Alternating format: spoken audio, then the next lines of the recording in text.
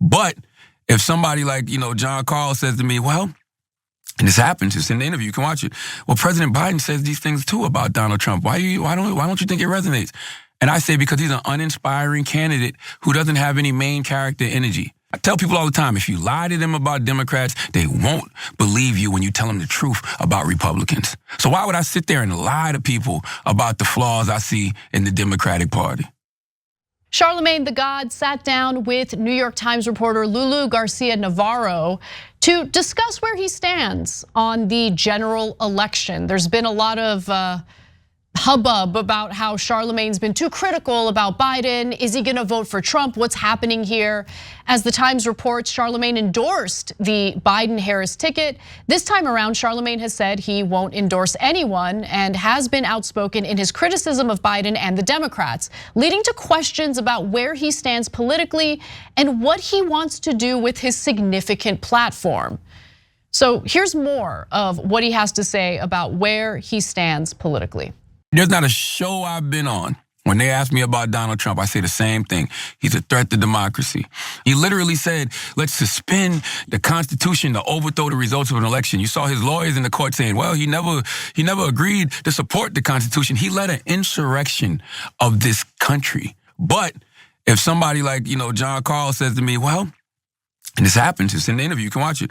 Well, President Biden says these things too about Donald Trump. Why don't you think it resonates? And I say because he's an uninspiring candidate who doesn't have any main character energy. Now, true. I personally agree with what he had to say there, especially that last part. And it's something we've been talking about on this show for many, many months. And if you're at all confused about whether Charlamagne Tha God might consider voting for Trump, you should listen to this.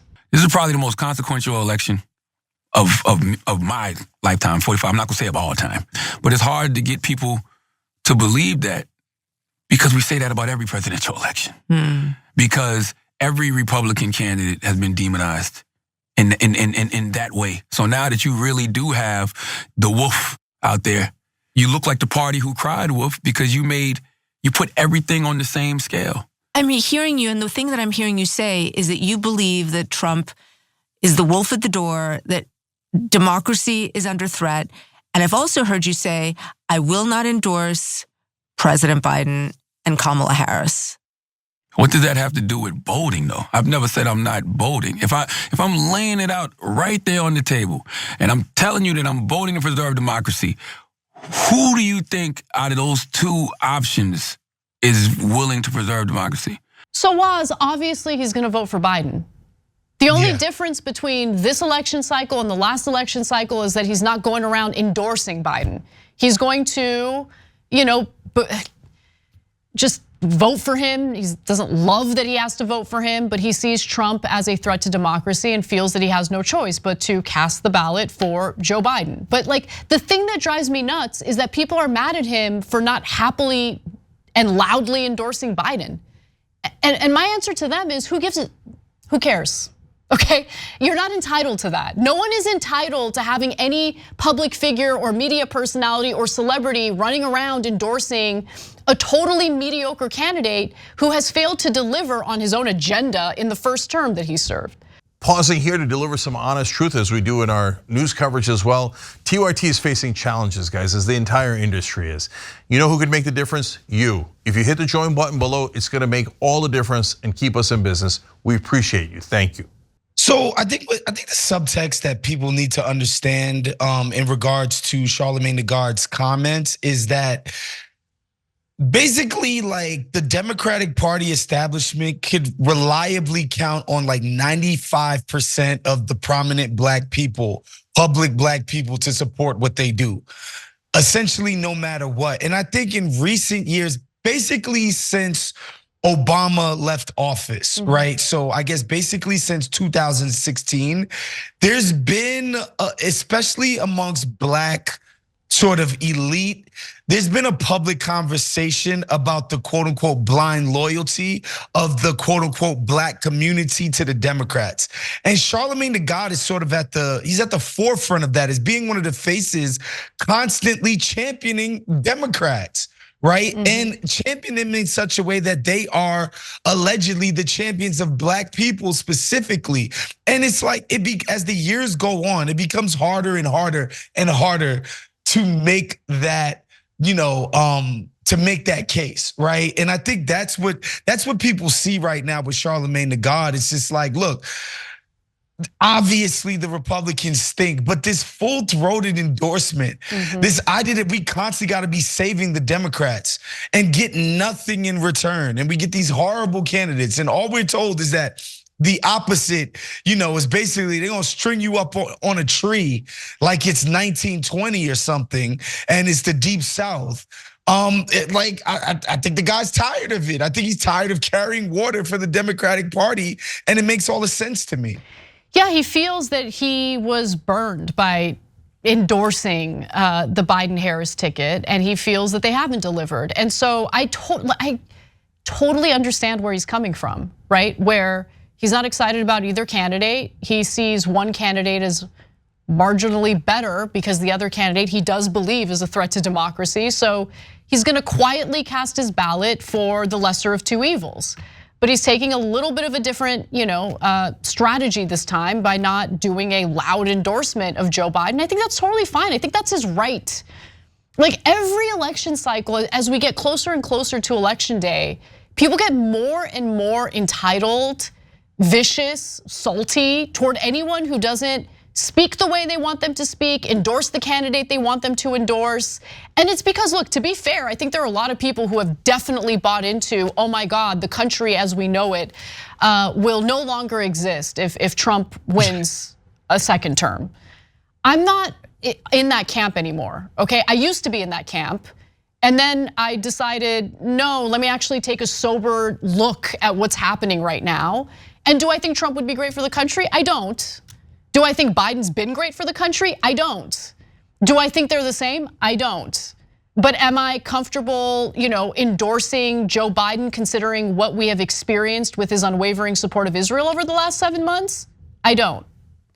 And if people want to come at me for that, that's totally fine, but this is America, and if you value democracy, you should stand up for people's right to vote for and support whatever candidate they want. That's what happens in a democracy. Like, you know what? There's actually a positive development in the country, if you ask me, Waz. You wanna know what the positive development is? The tactic of shame has lost its power a little bit, okay? And in every facet of American life, okay? It used to be that people could shame you and bully you into pretending to change your mind on an issue, or shame you into apologizing for your political opinions, even though you don't actually genuinely feel sorry about your political opinions. Shaming you into loudly endorsing their preferred political candidate. It doesn't work anymore. People are sick of it. And so I'm happy to see that development. And I'm happy to see that Charlamagne isn't giving into the pressure to go around campaigning for Biden when he hasn't been happy with the Biden presidency. I want to go to one final clip from the interview because I thought, his comments about how miserable it is to be a nuanced thinker in today's political climate, I just really appreciated it. So let's take a look.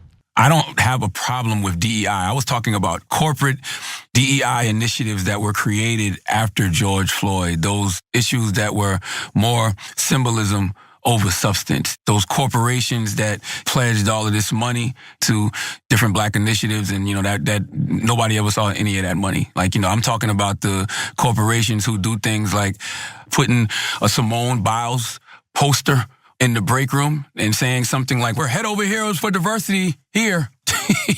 You got widely celebrated for this. I actually first saw this on Fox News. But they do that on purpose because they won't listen to 95%, 99% of anything I'll say, but they'll take that one line and say Charlamagne Tha God says DEI is mostly garbage. And then what happens, people on the left, instead of actually going to listen to what I actually said, they just respond to the narrative that was created by right-wing media. So now you got people on the left attacking me and attacking a narrative that really is nothing.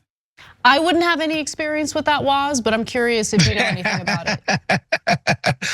Listen, the DEI thing, it's a bunch of issues, right? Like if you don't if you don't take the company line or whatever we've decided is the liberal or progressive mode of thinking about something, then you are part of the problem and you're an enemy. Like, I mean, DEI is garbage. We know that. It's fake.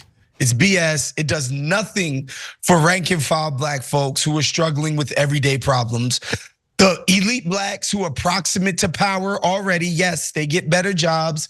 They get a nice $75,000, $100,000 pay bump in their new role. Pay bump? They got a shiny, they got a shiny new desk.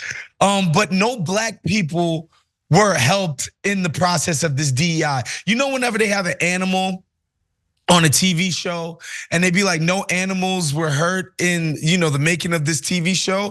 I promise you, no black people were helped in the making of any DEI initiative. Like, it never happens, it never will. I just can distinctly remember at the height of 2020 and the Great Awakening and all of that. And it's Cornel West was, I forget who he was talking to. And he predicted this thing to a T. He said all these nice little initiatives, these corporate things, like this stuff ain't gonna help no black people, just gonna help the black bourgeoisie. The people who are already next to the powerful and the elite. The black people who are already there, whose lives are already great, will be made marginally better. And they get to be the little mascots for our community so that black people could be like, oh, look, there's a black guy on the board of Goldman Sachs who's just gonna continue to rape the economy. I don't get it. Like, I don't see how any of this could be controversial at all at this point. DEI has been completely, discredited. Yeah. And so, yeah, he's right. Like, that kind of issue where it's just like, no, you're left. You're supposed to love diversity, equity, and inclusion, even when it's not complete BS. Obviously, that's what the climate is right now. Yeah, and look, to his point about how the right will take legitimate critiques made toward left-wing policies by someone on the left, and how after they get props from the right, the left loses their mind. I'll give you an example of actually our comments on DEI in a recent story and how the exact same thing played out. So we had covered this story about, I think it was a school was it a middle school? Yes, it was a middle school in Massachusetts, if I'm not mistaken. And basically they had implemented some DEI policies and hired a new administrator who, she was a black woman who ended up hiring two of her friends as counselors, who actually ended up being deeply religious and anti-LGBT. And so there were some trans students in this middle school who were getting bullied by the two counselors who were hired, by the DEI administrator. And it was just a really interesting conflict of identitarian issues, right? Because you want the diversity, but then you have the transgender students who are being kind of bullied and preached to by these two religious counselors. It was just a complete and utter mess. We covered that story and I just said, can we just hire the best people for the job and stop playing these games? Like, these kids don't know how to read, right? And they took out all the context of the story and just made it seem like I was referring to DEI in general. But look, to your point was, there have already been some studies looking into whether or not DEI has been helpful. And it's actually, unfortunately, led to more resentment and tension in workplaces. Of course. For, I think, obvious reasons. It depends on how you do DEI. If you carry it out in a way that demonizes white employees, well, then it's gonna create tension in the workplace. It's like the most obvious thing in the world. Like, come on. It's completely insane. Just the idea that, people need trainings to treat their black or Indian or Chinese colleagues with decency. It's absurd. And again, I will remind people, the machine of, because at the peak of this, Anna, I remember our friend Nando sent me this text. There was a CIA commercial about DEI. I remember, yes. It was a Latinx woman, and she hit all of the points, imposter syndrome, blah blah blah. At the CIA, guys. The CIA, y'all, was doing DEI commercials. Like, at the end of the day, the CIA, Goldman Sachs, JP Morgan Chase, whatever record label, whatever, Hollywood studio, these are commercial. Well, the CIA is like the sort of the security arm of all of our commercial interests, but like these are corporate interests. They're interested in making money. They can never make their job DEI. They have to make money. If there's some DEI sprinkled on top and it looked nice for y'all to stop crying and stomping around in the streets, all right, we'll do it. But the point will always be the money. The point of the CIA will always be to overthrow unsympathetic governments in places like Central America, whether they hire a bunch of Latinx people or not. Like, what are we talking about? I mean, look, I'm watching Snowfall right now. I don't know if you're familiar with that show, but it's about the crack epidemic in South LA. Yeah, the CIA flooded South LA with like crack cocaine. I mean, to your point about how ridiculous the DEI messaging is from the CIA, I totally agree, 100%. It's just nuts. Yeah. Thanks for watching the Young Turks. We really appreciate it. Another way to show support is through YouTube memberships. You'll get to interact with us more. There's live chat emojis, badges. You've got emojis of me, Anna, John, JR. So those are super fun. But you also get playback of our exclusive member-only shows and specials right after they air. So all of that, all you gotta do is click that join button right underneath the video. Thank you.